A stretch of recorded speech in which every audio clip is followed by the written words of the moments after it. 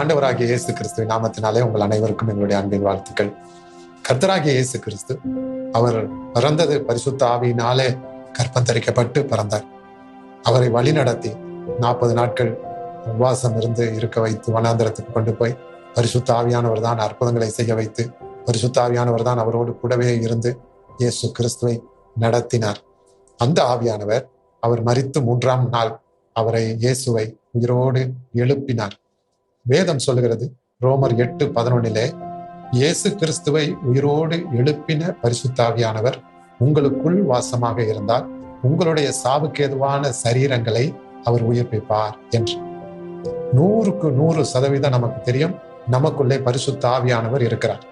பரிசுத்த ஆவியானவர் நமக்குள் இருக்கிறது மெய்யானால் நம்முடைய சரீரங்களிலே, உங்களுடைய சரீரங்களிலே காணப்படுகிற பலவீனங்கள், காணப்படுகிற சில அவயவங்களின் இழப்புகள், செயலிழப்புகள், அவைகளெல்லாம் இந்த நாளிலே உயிரடைய செய்வார், திரும்ப புதுப்பிப்பார். நிறைய பேருக்கு ஜெபிக்கிற பொழுது கர்த்தர் அவர்களுக்கு அவருடைய சரீரங்க அவயவங்கள், அவர் கெட்டுப்போன உறுப்புகள் எல்லாம் சரியாகும்படி இந்த நாட்களிலே கர்த்தர் கிருபை செய்து வருகிறார். உங்களுக்கு ஒரு அற்புதம் செய்வார். உங்களுடைய ஒருவேளை கிட்னி பாதிக்கப்பட்டிருக்கலாம், அல்லது நுரையீரல் பாதிக்கப்பட்டிருக்கலாம், அல்லது இருதயம் பாதிக்கப்பட்டிருக்கலாம், அல்லது வேற எதையாவது சரீரத்திலே முழங்கால்களோ கழுத்து காரியங்களோ குறுக்கு, அதாவது பின்பகுதி தண்டு வடமோ உங்களுக்கு பாதிக்கப்பட்டு இருக்கலாம். மருத்துவர்கள் இனிமே ஒண்ணு செய்ய முடியாது என்று சொல்லி இருக்கலாம்.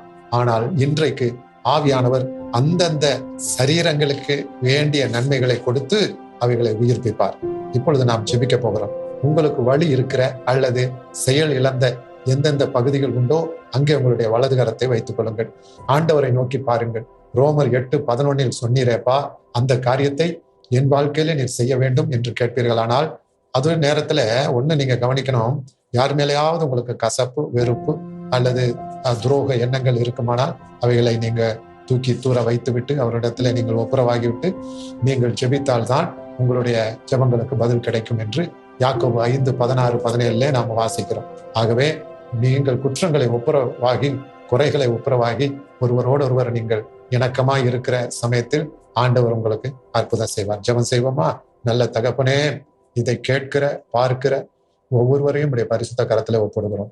இந்த நேரத்திலே இவர்களுடைய சரீரங்களிலே காணப்படுகிற எந்த பலவீனமாய் இருந்தாலும் உம்முடைய தழும்புகளால் 1 பேதுரு 2:24 சொல்லப்பட்ட அந்த தழும்புகளினால் 53வது ஏசாயா 53:7 5-6-7 வசனங்களில் சொல்லப்பட்ட அந்த தழும்புகளினால இப்பொழுது சுகம் உண்டாவதாக.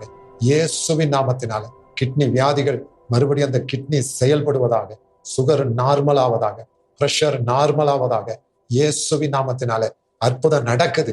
பெற்றுக்கொள்ளுங்க, விசுவாசித்து பெற்றுக்கொள்ளுங்க. முதுகு தண்டு வளத்திலே அற்புதம் நடக்கிறது.